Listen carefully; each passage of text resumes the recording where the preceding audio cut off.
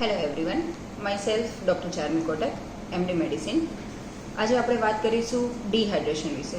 That simply means કે શરીરમાં પાણી ઓછું થઈ જવું, જે આ સમરની સિઝનમાં બહુ કોમન પ્રોબ્લેમ છે અને specifically elderly as well as ચિલ્ડ્રન્સમાં બહુ કોમનલી જોવા મળતું હોય છે.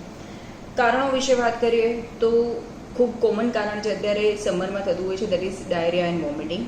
સિવિયર વોટરી ડાયરિયા કે જેમાં સિગ્નિફિકન્ટ વોટર લોસ થતો હોય છે through the GI system, as well as vomiting માટે બી જે સિગ્નિફિકન્ટ વોટર છે એ લોસ થાય છે. So severe diarrhoea vomiting. Another reason is કે કિડનીનું કોઈ ડિઝીઝ હોય કે પર્ટિક્યુલરલી જેમાં પોલીયુરિયા થતું હોય છે કે જેમ કે યુરિન ખૂબ વધારે અમાઉન્ટમાં થતું હોય, કોઈ એન્ડોક્રાઇન ડિઝીઝ છે. અનધર ઇઝ કે સિવિયર બર્ન કેસીસ હોય કે કોઈ સિવિયર ઇન્ફેક્શન હોય, કોઈ એક્સિડન્ટ છે કે જેમાં ખૂબ બ્લડ લોસ થયું હોય જેની સાથે વોટર લોસ થતો હોય. આ બધા કારણો છે કે જેમાં બોડીમાંથી પાણી ઓછું થઈ શકે છે. What are the symptoms for that? So most common symptom is કે થાક લાગવો, જનરલાઇઝ વીકનેસ જે કહેવાય, ફટીગ છે, ચક્કર આવવા, પરસ્પિરેશન ઓછું થવું, પાણીની ખૂબ તરસ લાગવી, યુરિન છે એ કન્સન્ટ્રેટેડ આવે અને અમાઉન્ટ પણ ઓછી હોય. આ બધા કોમન સિમ્ટમ છે. સ્કિન છે એકદમ ડ્રાય થઈ જવી, આંખો ઊંડી જતી રહેવી.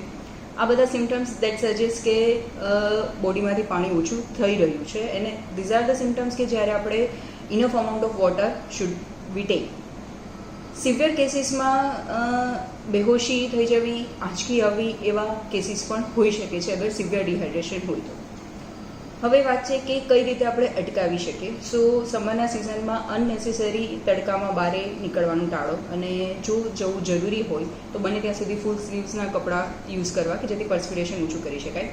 બીજી વસ્તુ, મિનિમમ 3 થી 4 લીટર જેટલું પાણી પીવાનું. In any form we can take the liquid such a simple water છે, ORS પાવડર છે, ફ્રૂટ જ્યુસીસ છે, કોકોનટ વોટર છે, કે જેથી ફુલ્લી બોડી આપણું હાઇડ્રેટેડ રહે and we can prevent the dehydration. અને અગર સિવિયર ડાયરિયા કે વોમિટિંગ એવા કોઈ ડિઝીઝ છે તો we have to immediately consult the doctor and we can proceed accordingly.